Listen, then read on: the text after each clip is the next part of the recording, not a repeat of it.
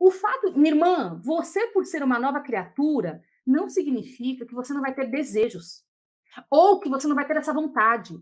Agora, o que que eu trabalhei com essa querida irmã? Primeiro, você se rende a isso? Não, Dulce, eu não me rendo. Eu luto todos os dias. Só que eu luto principalmente no meu período fértil. Oh, agora, outro dado importante. Oh, é verdade. Quando a mulher tem essa dinâmica da infidelidade, o período fértil, ele deixa ela mais exacerbado. Então, o que que ela disse? Dulce, eu luto, eu oro, eu não me rendo, mas eu quero que isso saia da minha cabeça, porque toda vez que eu tenho esse desejo e eu vejo que eu não consigo me livrar, eu tenho vontade de me matar. Olha só, o que que aconteceu quando ela pôde entender que não é o pecado o desejo quando vem. Porque a Bíblia diz que em pecado todos nós nascemos. Mas o que é que nos separa de Deus, que diz lá em Isaías? A prática do pecado. E o que nos afasta e nos torna inimigos de Deus? A prática do pecado. Ela não recaía, ela se esforçava para não sucumbir àquele desejo, seja com pornografia ou seja com o que fosse. Logo, não havia acusação sobre ela. O que foi trazido? Você é uma nova criatura, mas não dá para apagar, e Deus não vai apagar o que você viveu. Porque é o seu espinho na carne. Segundo ponto, você agora tem um compromisso com você, com seu marido e com o Senhor. Não se deitar com os outros homens. Quando ela recebeu isso, ela diz, mas então quer dizer que eu não estou em pecado por esses pensamentos me atormentarem? Não. Porque você não se rende ao pensamento. É verdade, eu não me rendo. Toda vez que vem, eu luto, eu fujo, eu faço outras coisas, mas eles vêm. São sonhos. Ela sofria muito com sonhos pornográficos. Sonhos, queridas, são questões traumáticas também. Não tem como controlar. Agora, Deus, ele vai sim nos cobrar, ele vai querer satisfação, ele vai nos trazer aquilo que nós podemos fazer e podemos evitar. Ela evitava todo o processo de adultério. Então, quando ela entendeu que por ser nova criatura não se apaga essas memórias, primeiro, porque é o espinho da carne dela, como cada uma aqui tem o seu espinho na carne. Okay. Segundo, tudo isso é para a glória de Deus também, sabe por quê? Dizer aqui as estratégias que ela faz, e você pode aplicar isso para você, se você sofrer disso também. Ela aprendeu a criar estratégias para não mais cair no adultério. O que acontece? Ela disse no final da sessão, eu nunca me senti tão livre em toda a minha vida. Hoje eu sinto que eu sou amada, que eu não perco a comunhão com Deus. Sabe por quê? Porque eu não me rendo ao pecado. Mas vira e mexe, eu sou atacada na minha mente. E não é porque é atacada simplesmente, mas é porque tem um modelo sistêmico aprendido e um trauma importante. Ok, então assim, ó, onde começa este padrão? Eu quero trazer aqui, queridas, vocês entenderam essa questão? Se você sofre com isso, minha irmã, não permita acusação, porque isso pode agravar problemas de ansiedade e depressão, como agravava nessa irmã. Essa irmã onde conseguiu se curar da depressão, porque resolveu esse problema. Ela não é a pecadora. Ela não está em pecado. Simplesmente ela vive em mundo de sofrimento e ela é atacada na mente dela por conta disso. Mas ela não se rende. Esse é o segredo, é não se render. Mas nós vamos entender onde começa esse padrão de triangulação, porque todo o processo de infidelidade é uma triangulação.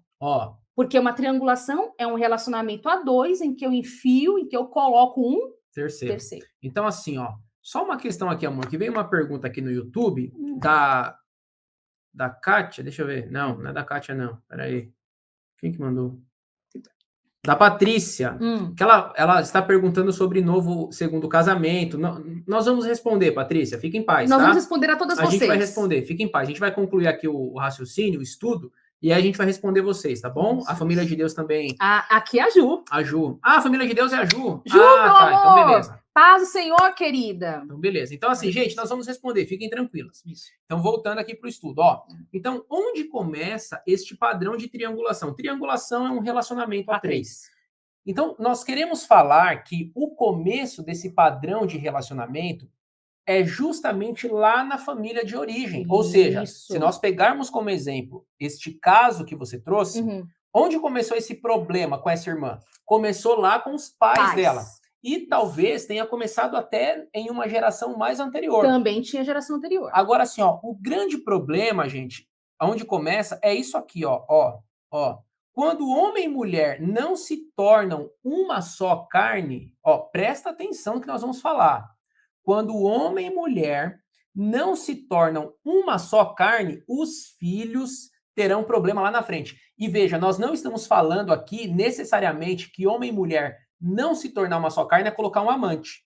Entendeu? Então, assim, ó, é possível que o homem e mulher não vivam esse princípio, não vivam este princípio, e não haja amante aqui. Você tá entendendo, amor? Com certeza, entendi. Então, assim, ó, o meu pai e irmãs, queridas que estão aqui no Instagram, se vocês quiserem, vem para o YouTube, porque nós estamos digitando essa live, você pode printar para depois estudar. Então, o Vinícius está trazendo questões e printando aqui, deixando em... Não estou printando, estou só escrevendo. Não, mas é que você fez aqui o negócio, ele está selecionando. Isso, para poder ficar didático. Ele está selecionando no YouTube. Isso. Se você quiser, você vai lá no nosso último Stories, clica lá e vem direto para o YouTube, tá? Então, assim, ó, digamos que meu pai e minha mãe não tenham vivido esse princípio. Certo. E digamos que meu pai e minha mãe não viveram esse princípio e não tinha amante na relação. Ou seja, é possível um casal vivenciar a ruptura desse padrão de uma só carne, de um relacionamento, mesmo sem ter amante. Tem como. Vocês estão entendendo o que a gente está falando? E não vivenciar este padrão, esse princípio de uma só carne, é justamente isso que vai levar aquela mulher lá na frente a manter um modelo de relacionamento a três. Gente, isso é... Não, amor, deixa eu trazer aqui para as irmãs. Não, a gente tem que ilustrar, a gente tem que trazer um exemplo agora. O que nós estamos trazendo? Quando a Bíblia diz uma só carne, Deus está falando do relacionamento dual, esse é o saudável. Isso. E a ciência sistêmica, a terapia familiar sistêmica também diz isso, beleza. Isso.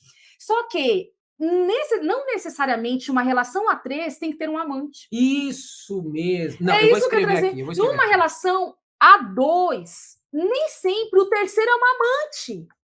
Agora a gente está dando um nó na cabeça das irmãs, mas nós vamos desfazer esse nó. Vamos trazer quem é que pode ser esse terceiro, sem ser o amante.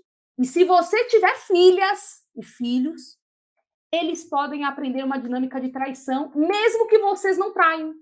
Olha que coisa. Ó, então assim, ó. Olha o que eu coloquei. Uma relação a três nem sempre tem um amante.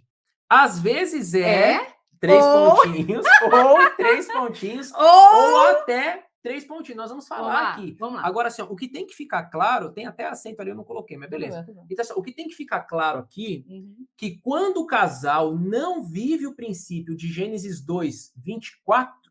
É 2, 24.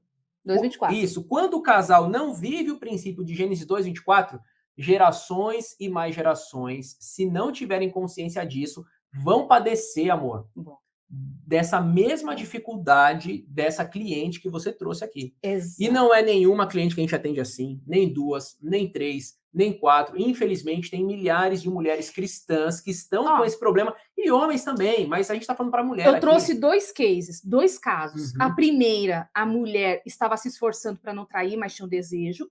Desculpa, a segunda. E lembra que eu falei da primeira? Que a primeira estava traindo, mas não queria se desvencilhar. Crente, tá? Crente. A gente trabalha com famílias cristãs, isso.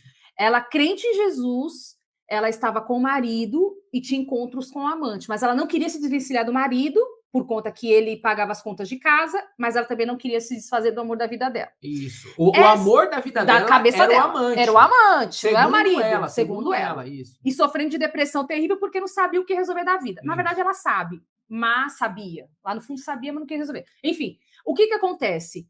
Essa primeira mulher, a mulher 1, o pai e a mãe não traía nem a mãe.